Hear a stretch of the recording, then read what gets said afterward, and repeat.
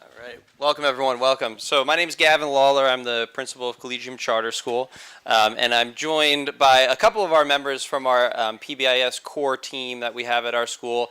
Wendy Edwards, who's one of our guidance counselors, Matt Ryan, who's one of our 4th grade teachers, and Kelly Barr, who's one of our 3rd grade teachers.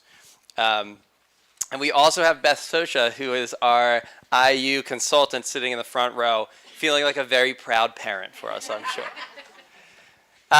So our presentation is how we married our school-wide expectations to everything that we were doing within the building for SEL. And we're going to try to give you as many examples and show you what we've done so that you can learn from what we've done, decide if you like these things, how can you modify it or add it to your building, or none of the above. But we thought since everyone was coming back from lunch, we would share with you first our video that we showed our students when they returned at the beginning of this year, and kind of as an introduction to what our program looks like.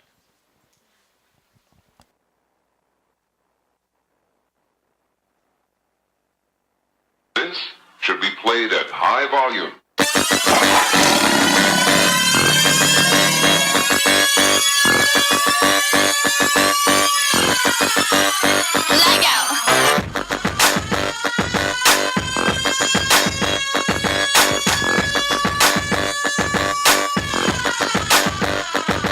You talk a good game, but I know you don't really think that I'm a fall for that. No, I won't. To say what you gon' do, you better show. Keep it 100 and say your way to the dough. See, boy, I don't really think you get what I'm saying. This ain't recess, so I ain't playing. With the wrong move that you're making. You say you will, but I know that you're faking. I hear you talking, but you're really not saying nothing. Calm that down. I don't care about what you got, you're frontin', cause you know you're just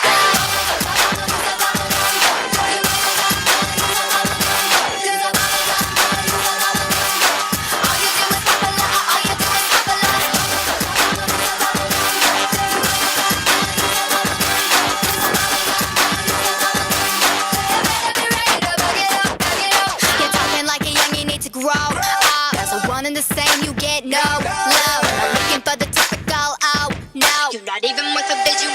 No, I don't think you get what I'm saying. This ain't recess and I ain't playing. With the wrong moves you're making. You say you will, but I know you're faking. I hear you talking, but you're really not saying nothing. Calm that down. I don't care about what you got, you're frontin', cause you know you're just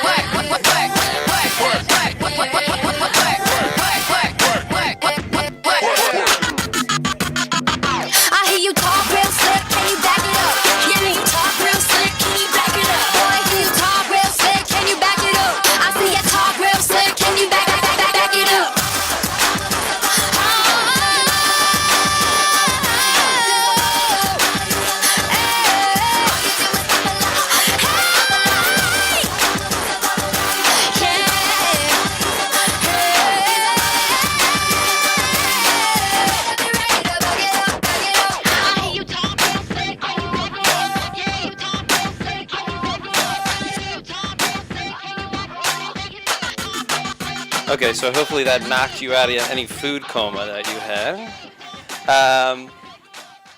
Okay. So that's what we used to introduce kind of the program and changes that we had made to the program from last year into this year. So again, so this year is the first year that we have been marrying the two programs together.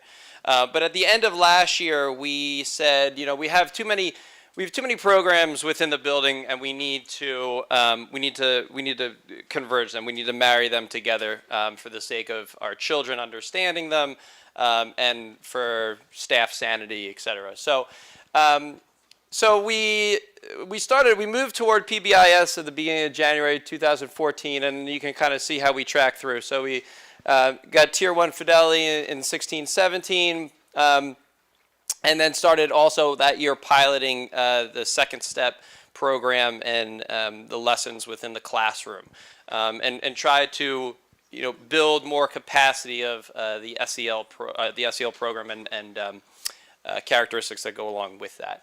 So we introduced then, like I said, so at the end of last year, we started building toward the program that we have this year, where we combine the two. And how we did that was through building teams and staff buy-in, really, and kind of spreading the workload, working smarter, not harder. So before we start talking about specifics, hopefully you guys are sitting with your buildings. But I'm going to give you, let's say, 2 minutes to kind of turn and talk amongst your peers or other people who you're sitting with, and just answer these questions briefly so that we can get into the right mind frame as we move forward and start talking about how you can do some of these changes within your building. So just answering the question, what year you began your PBIS implementation, what is your mission statement, and what you hope to gain from this workshop.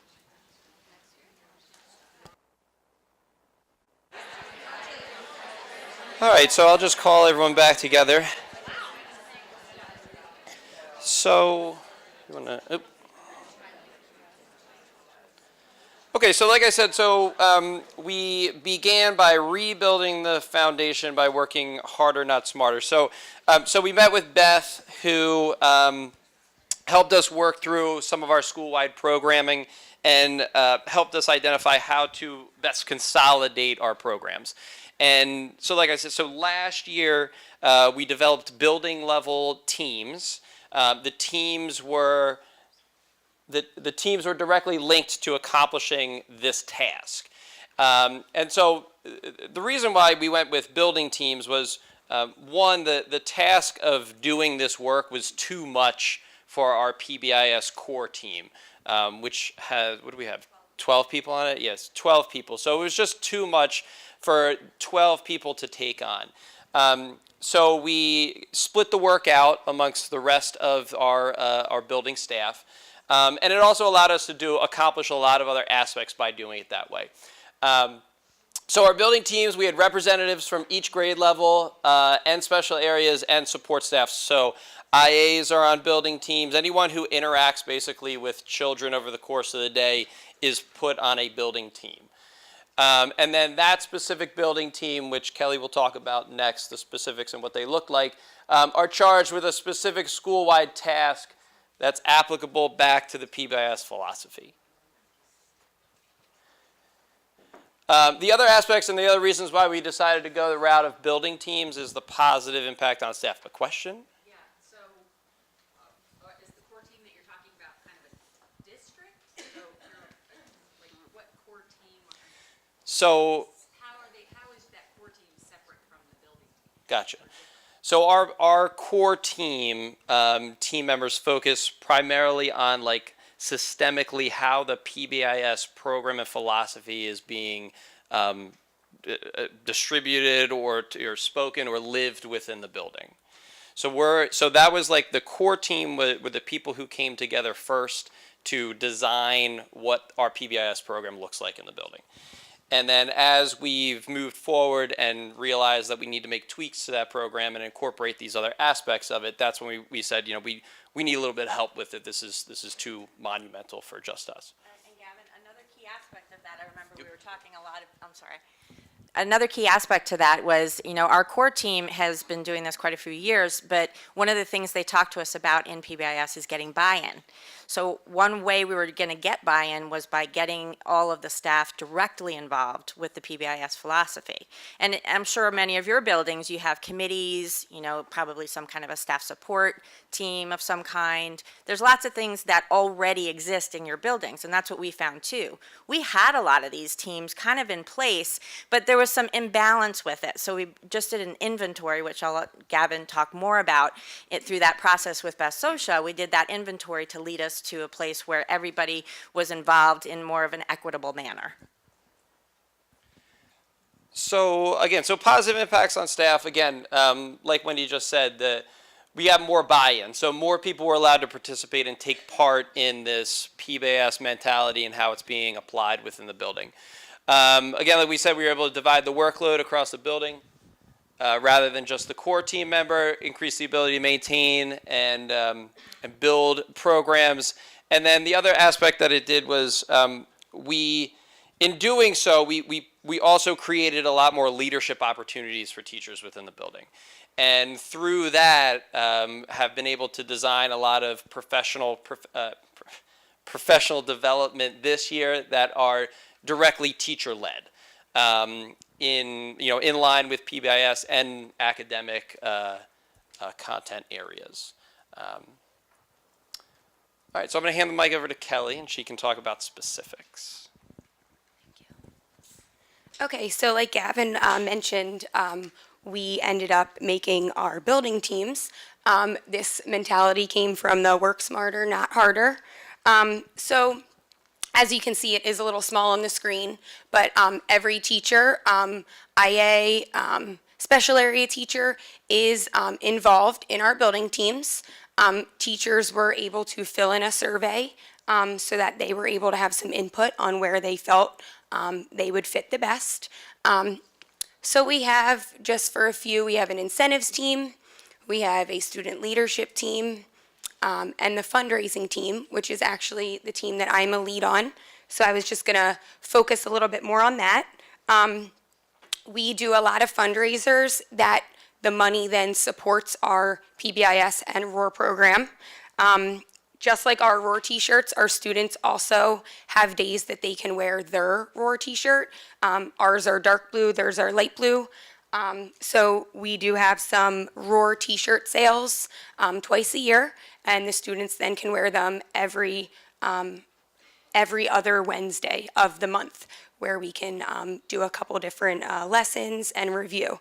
So the ROAR t-shirts definitely is one of our big fundraisers that we do. My team also came up with a few new ones this year to incorporate some students in it, whether it was a student council or a student leadership program, where they can run maybe snack bars at a dance or an event that we were having. Also, we've done before a popsicle sale, a pretzel sale, just easy ways to raise money, and then that money then can go back towards our ROAR program. One of our newest ones we did this year was the students could buy a snowflake template for $1, bring it back to their families, again incorporating our culture and community team in that. They could decorate it, and then we lined the hallways in all the different snowflakes, and it was almost like a competition between kindergarten, first, second, third, fourth, of who had the most snowflakes, and then that grade level was able to earn a dress down. So we try to incorporate all different teams and aspects into our fundraising, and then that money, like I said, goes back to the PBIS program.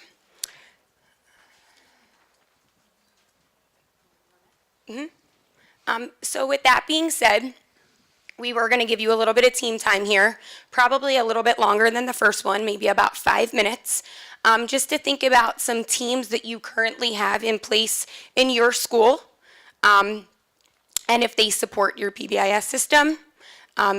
How are they safe and supporting of your learning environment?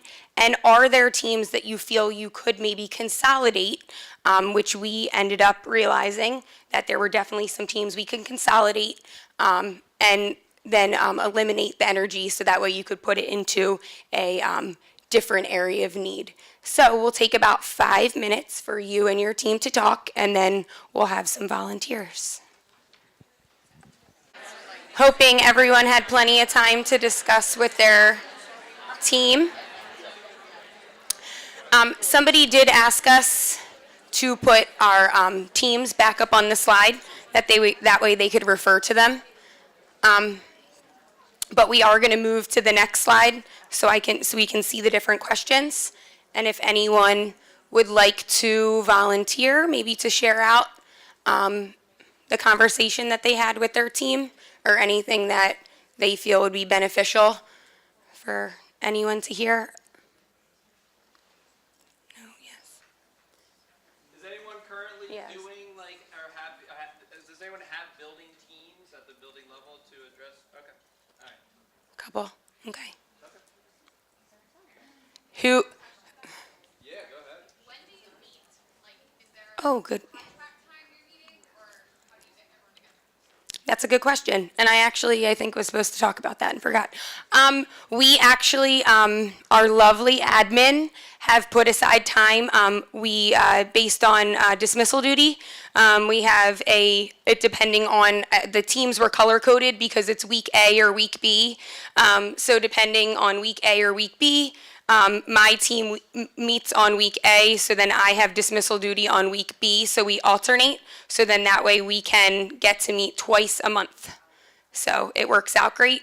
About half the staff is doing the dismissal duty while the other half is running or involved in their team meetings. Question? You had a wellness team up there. I'm just interested to know, like, what does that look like? What do you utilize that for?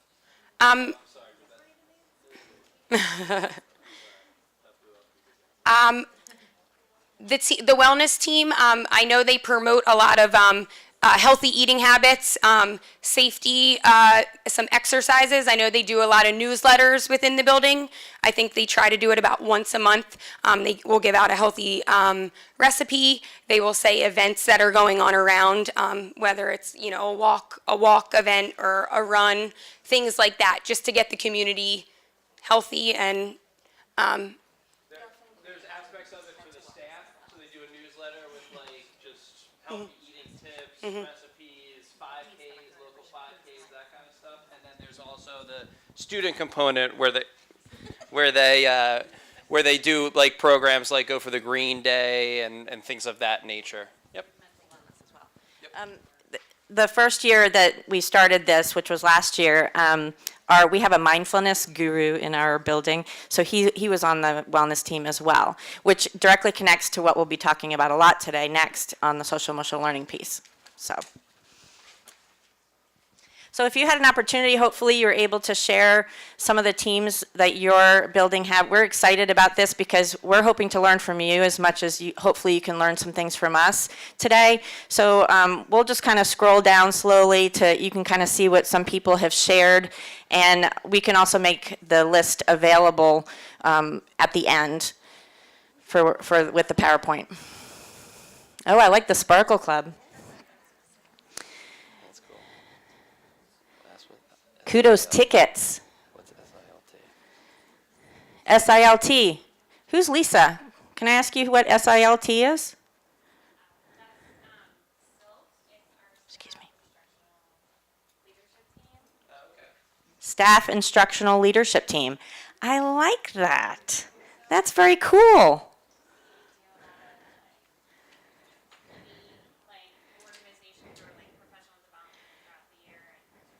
Okay. So they do a collaborative approach to organizational Like professional development, work with like our administration and kind of set the vision for the year. setting the vision for the year. Excellent. That's awesome. Well, thank you guys for sharing for all this. I like the peer mentors too.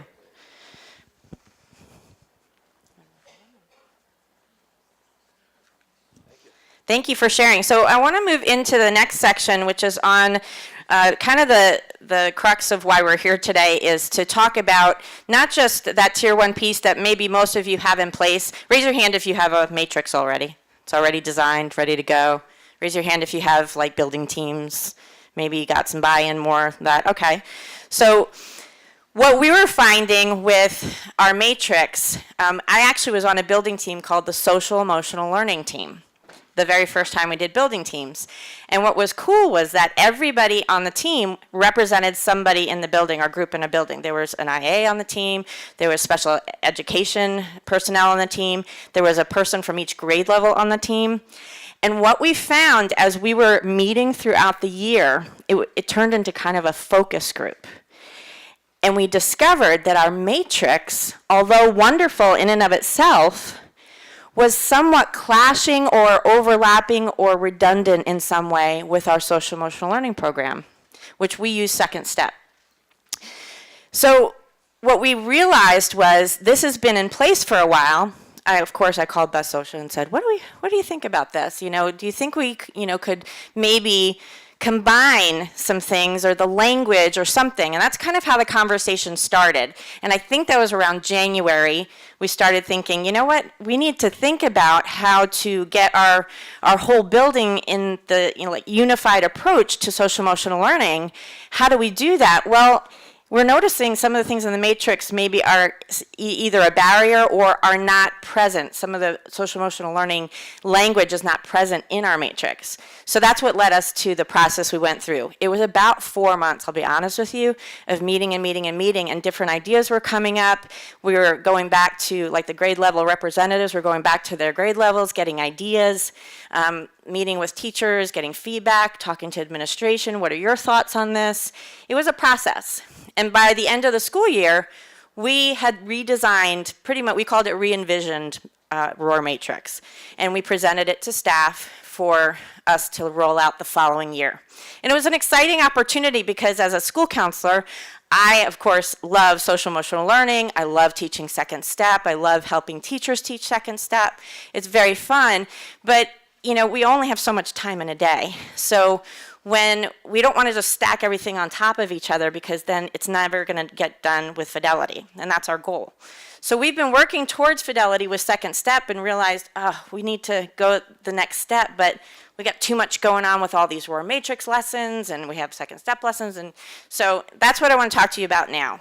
I'll start with the video on why SEL, and then we'll go from there.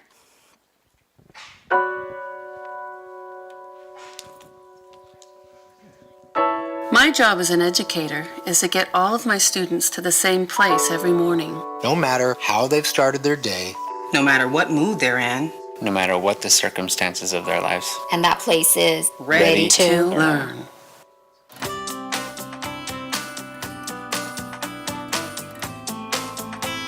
By using a social and emotional learning program, I teach my students skills. Skills they need to regulate their emotions and behaviors so they can be ready to learn. The difference between the beginning of the year and now is like night and day.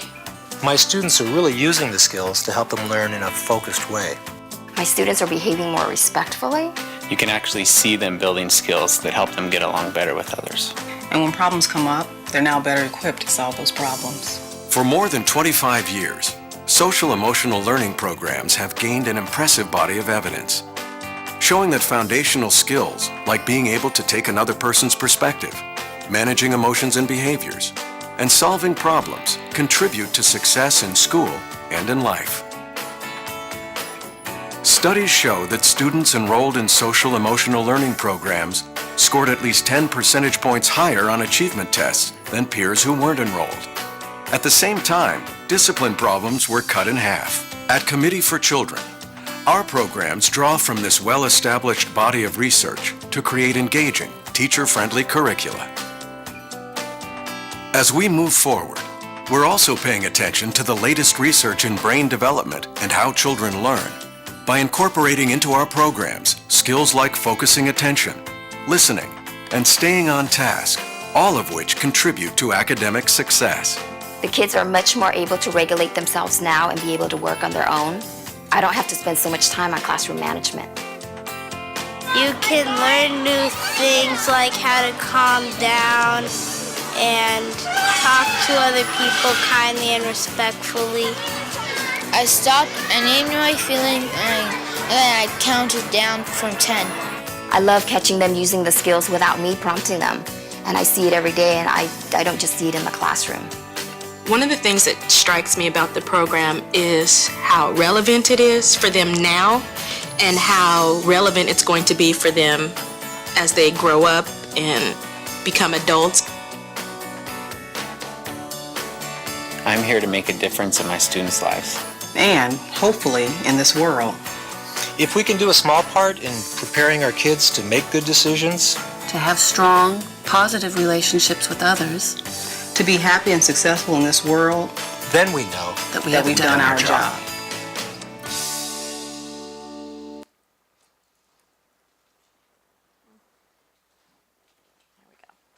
So the role of social emotional learning is, in some ways, is kind of obvious in the matrix, and in some ways not. You know, a lot of times we put a matrix together and it's our expectations. But what we know now is that we need to teach them how to meet those expectations. Ergo, we have our matrix lessons at the beginning of the year.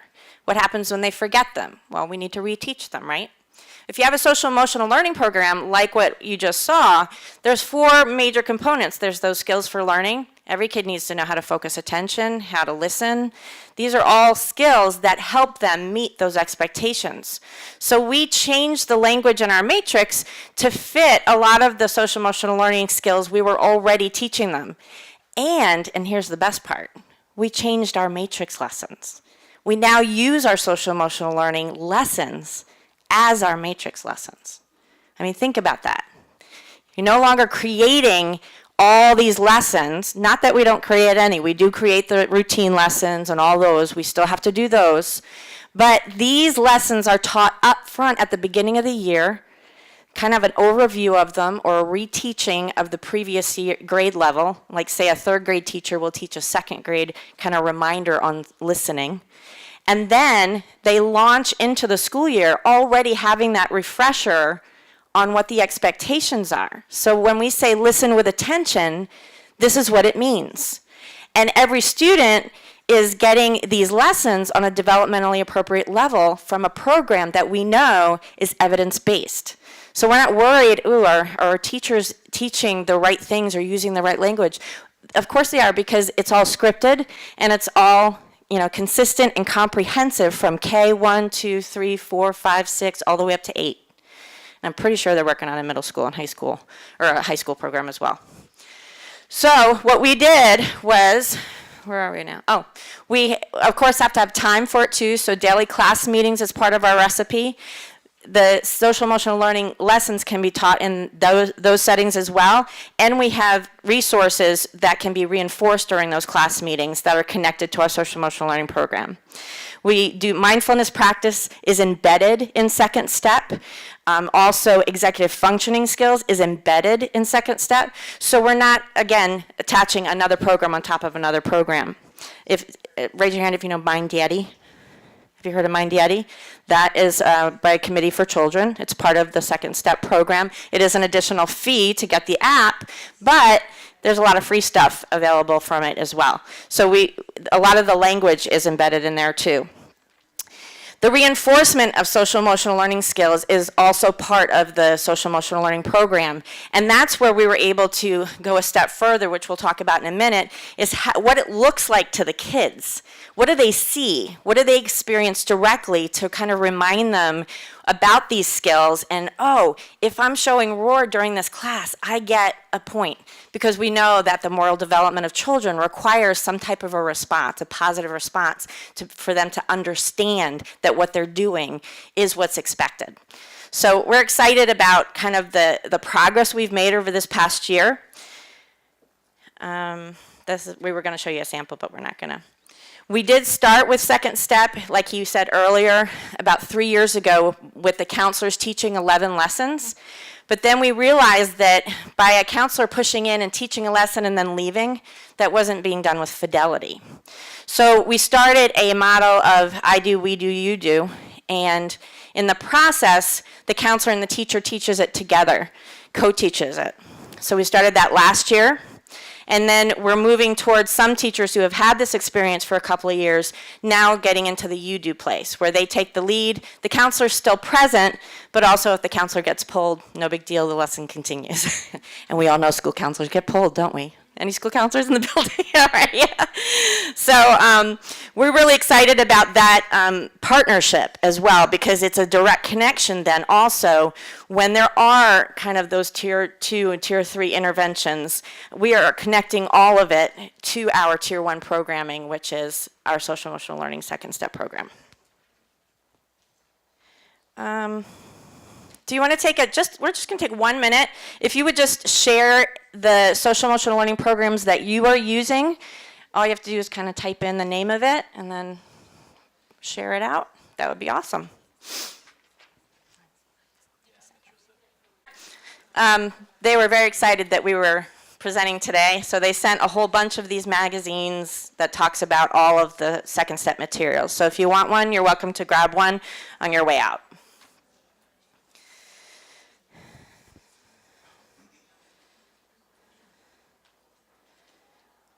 Character counts, yeah. Skill streaming, very cool. Mindful schools, we also have mindful schools as well.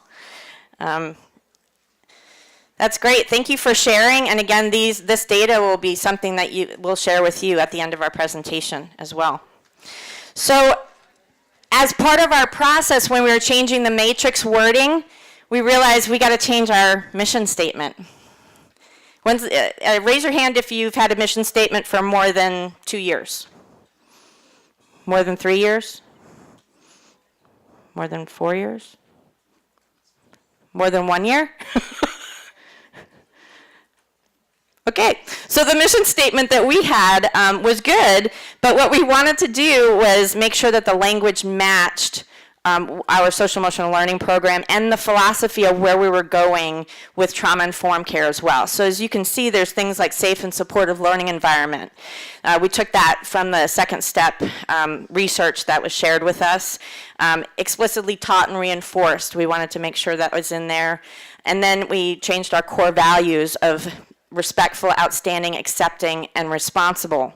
What we noticed is that, with Beth Social's help as well, is that we needed to have some movement in our expectations. So we did be respectful, be outstanding, be accepting, and be responsible.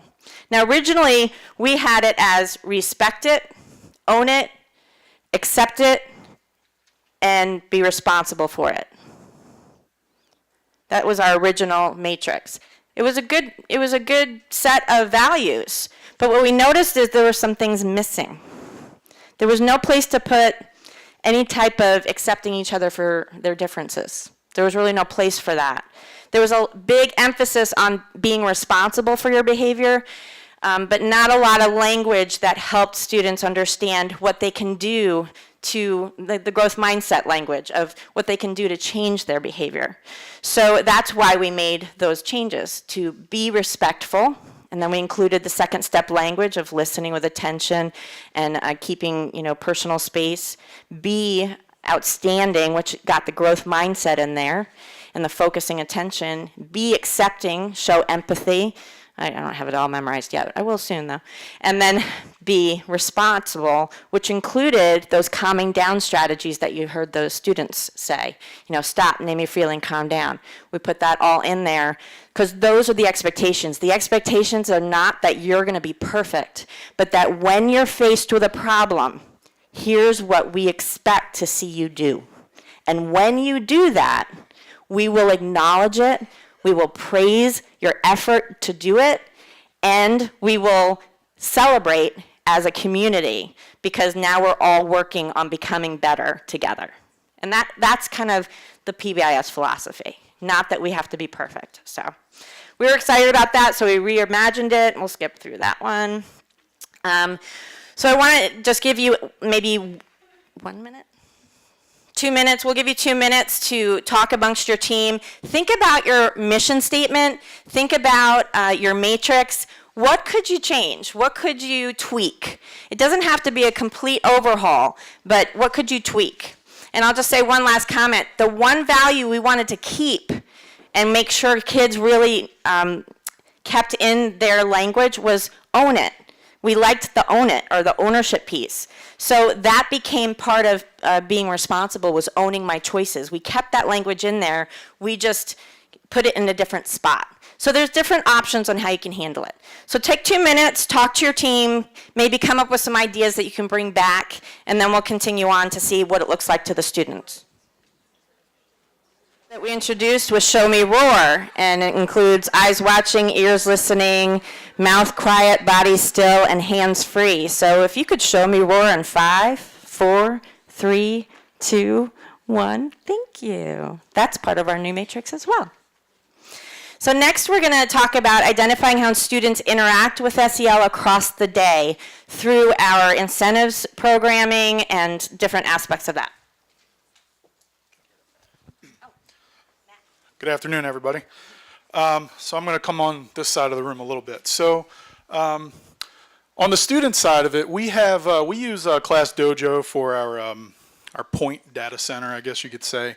So the kids will earn roar points each day for showing roar expectations, following directions, treating people respectfully, that kind of thing. So there's a point total that we set aside each day, and the kids, we set increments for each month, and the kids are able to level up here. We have a level up system, and the object is to get to level 4, which is the roar clubs.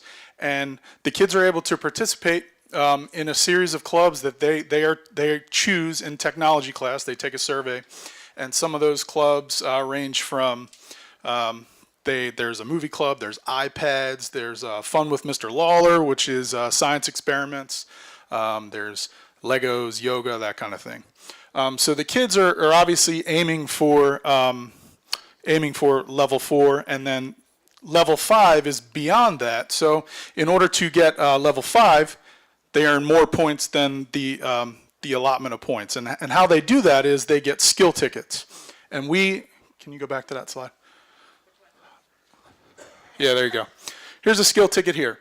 And every teacher in the building, every staff member in the building has these roar tickets, these skill tickets, and they follow hand in hand with the second step program. So some of the skills that the kids can show on a daily basis are listen with attention, focused attention, showed care and concern for their classmates, that kind of thing. So whenever they're seen doing something great, they're acknowledged with a skill ticket, and they can collect them. And then for every roar point is 1. If they earn a skill ticket, that counts as 2 points. And the more skill tickets they have, obviously the more points they get, and they're able to move to level 5, and level 5 earns them not only the club for level 4, they get their first choice, and then they're able to tie-dye a shirt, which can be worn on roar days, which are every other Wednesday. So it's a pretty cool accomplishment for the kids, and they really enjoy it.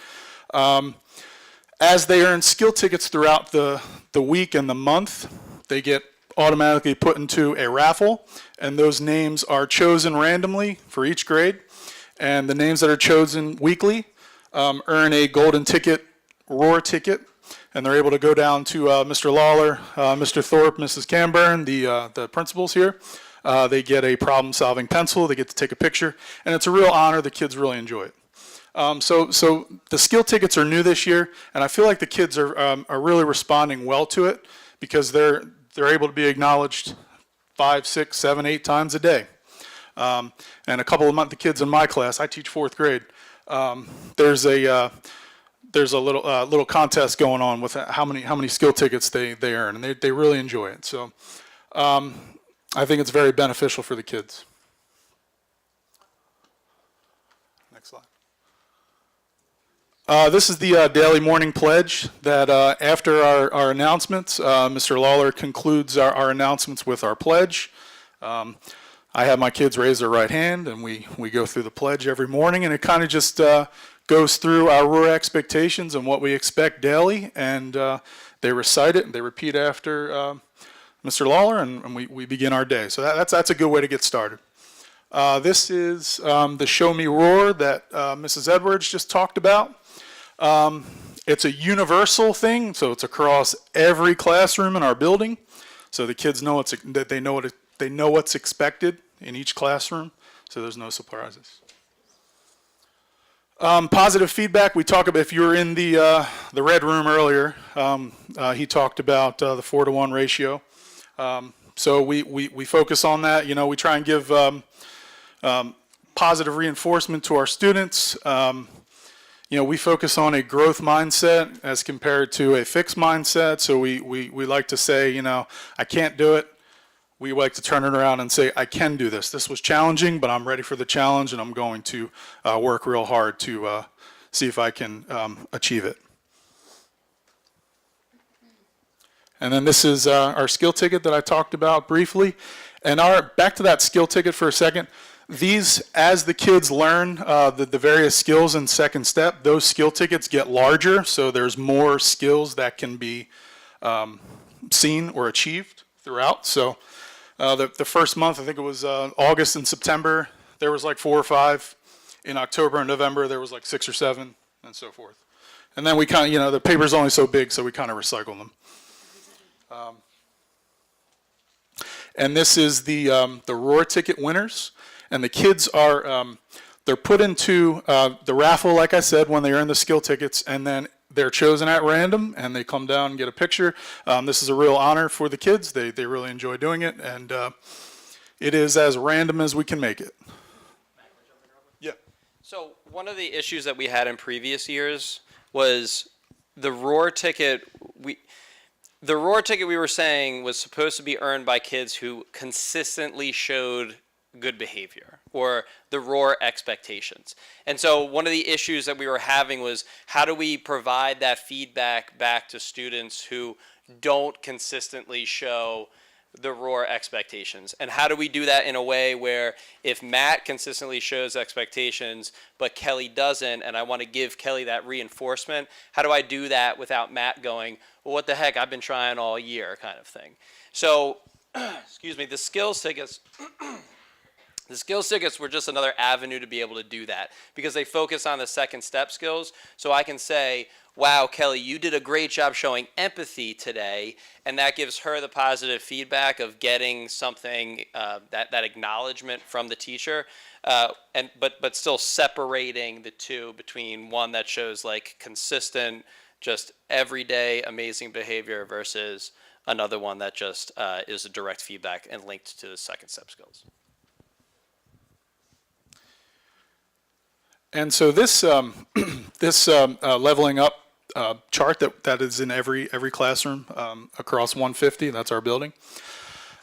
So each level, there's a certain amount of points that the kids can get, and the kids earn them, you know, at different times. So once they level up, there's a certain incentive or reward that each kid gets. So they're pretty much rewarded right as it happens. So it's not something they have to wait a couple days for. So, you know, we could have a couple kids on level 1, a couple kids on level 2, maybe some level 3. So they go at their own pace, but they are rewarded, you know, fairly instantly for their behavior and them doing well. So the monthly Roar clubs, like I said, are level 4. It's roughly like, you know, 200 points or something throughout the year. And they can take a survey to choose what club they would like for that month. And here's a quick video that we put up last year to show, to get the kids ready to go for it.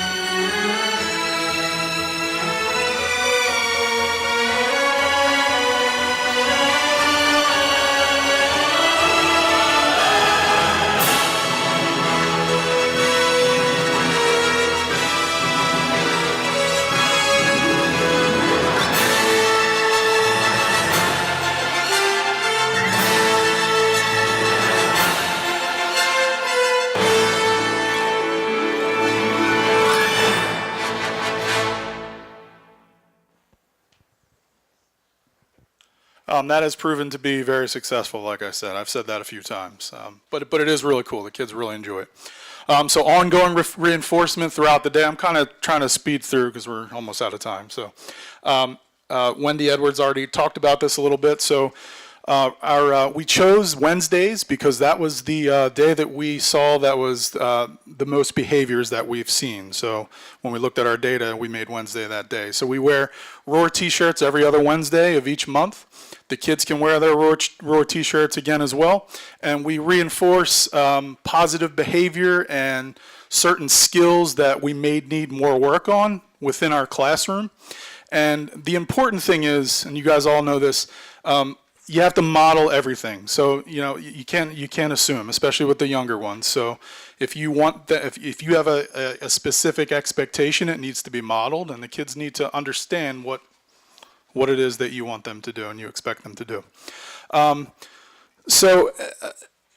More reinforcement is the skill tickets, like I said. And I want to tell you just a quick story. My daughter's in kindergarten, and she goes Collegium.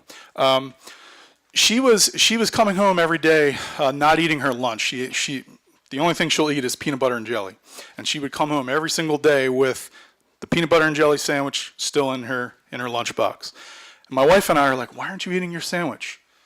And then she was like, I don't want to. So then it finally came out that one of her classmates is allergic to peanut butter, and she sat next to this boy every day, and she said, I don't want to get him sick. If I eat my peanut butter and jelly sandwich, he's going to get really sick.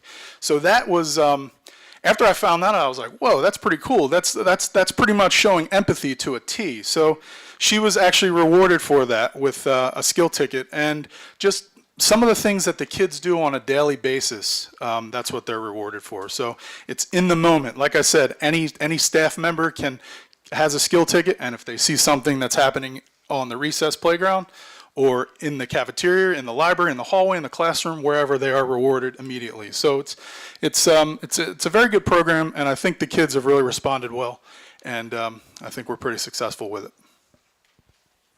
Yeah, question.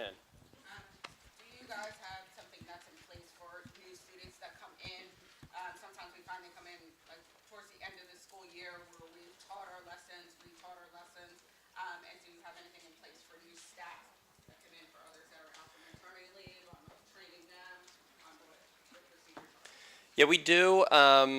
We do have like onboarding materials and handbooks and stuff. I think it's one area that we have to improve upon. One of the things that our student leadership committee was talking about the other day is like having the student leaders in our building like go around with kids when they come in, kind of like as an onboarding procedure. But yeah, something that we still have areas to improve on as well. Yeah. And I'm the school counselor, so I do new student lunch bunches, and I review all of the expectations in those lunches, make sure they understand, and if there is any gaps, try and address those as well. We also have the step stations out at recess and in lunch throughout, and we encourage the kids to use the problem-solving steps at those step stations as well. So that's another integration piece. Oh, wrong way, sorry guys. All right, so the last thing is communicating and supporting both families and teachers. So Gavin's going to talk about that. All right, we just use Class Dojo as a way of communicating with our parents as far as the point values. And then we also do aspects of it, like when we take pictures of the kids that earn the Roar tickets that week, we put them up on Dojo. And it's just a way to communicate with parents and give them a window into the classroom. If anyone has any questions on that, I can... Yes, and we did that over like a piloting like 3 years ago. It was if you wanted to try it. Last year it was you have to do it, but you don't need to use the school story part. And then this year it's full implementation within the building. It is fantastic. Yeah, the feedback we get from parents is amazing. Okay, and we've learned a lot this year. We've learned a lot last couple of years actually. So we have a couple of notes there. Did you want to do this? Okay. Or basically, we're done. Okay. All I was going to say for this slide really was that it takes time. So, don't rush things. It takes time. And fidelity requires, monitoring and a lot of team support. So support with your team, taking time, and the goal is progress, not perfection. And it'll all come together.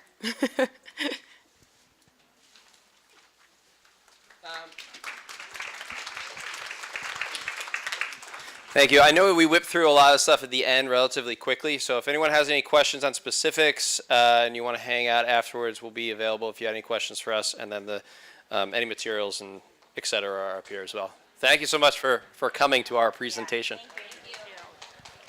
Another round of applause, please, for Collegium Charter School. Some wonderful examples of social emotional learning that we all can learn from. So we really appreciate your ability to come away from your regular roles to join us today so that we can learn.